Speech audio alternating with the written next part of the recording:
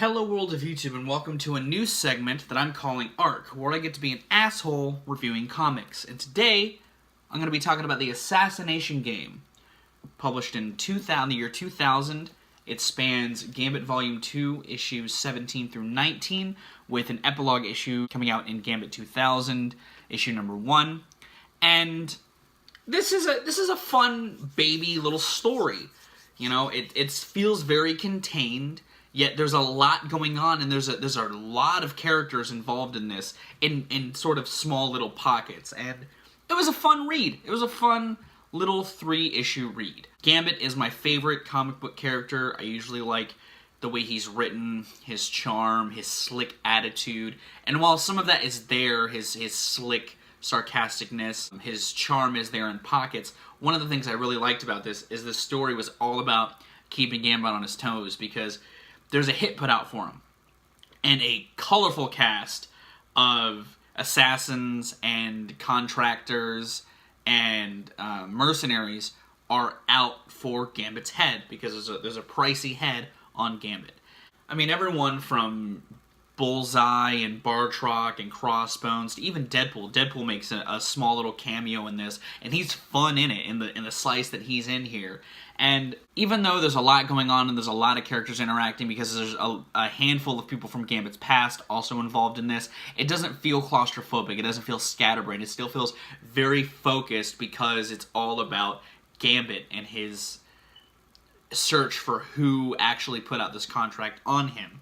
I also like that it does involve the Thieves Guild and the Assassins Guild from Gambit's past, and involves a past love of his that ends up being a really crucial part of the story. And this almost feels like a sort of in-between story. It feels like one of those stories that sets up something bigger, but I don't mind that. It's a really fun setup, and even though its prologue foregoes some of what the last issue sets up, I still really enjoy this. I think that the writer Fabian Nicieza understands Gambit and understands his past and the sort of brotherly unity within the Thieves Guild, and I liked the people that they brought in from that, and I liked the showcase of their powers as well, the ones that have powers.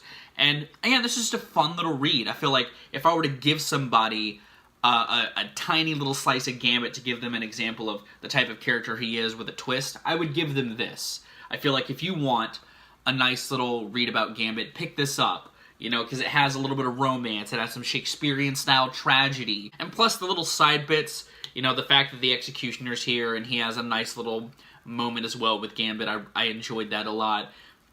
There's a lot of little pieces here to the puzzle that, like I said, feel like set up to something more, but for a contained little 3-issue story, it's solid. It gets an aces for me. It gets a thumbs up for me.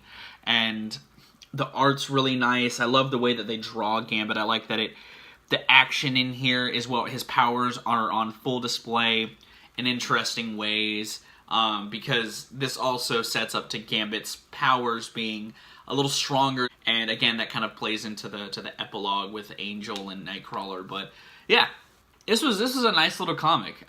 Gets solid status for me. It gets readable status for me. You should check that out. The only other big rippling effect that this has on the character, outside of reintroducing a love interest back into his life, is that this puts his powers back in line with where they were through the epilogue, which is again why it feels like a weird disjointed piece, because they hint at this new Sun character throughout the arc, and he's the crucial part of the epilogue, but his inclusion feels almost disjointed from the rest of it.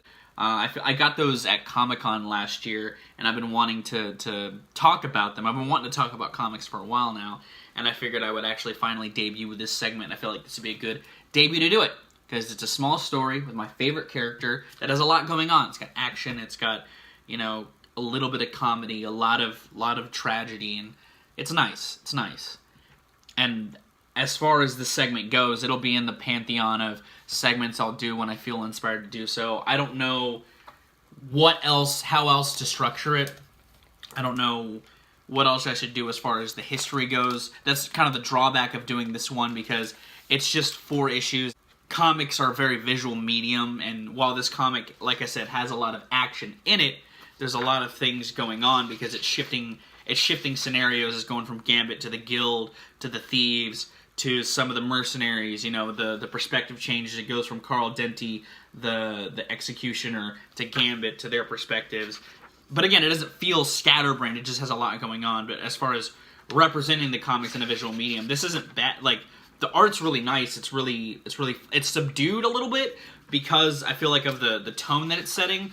But it's got, like, even Deadpool as a funny guy, he's highlighted in vibrancy, you know, because he's the lighthearted part of it. But yeah, I didn't know how else to structure this segment. If you have any suggestions, I'm always open to do so. I'm always open to them.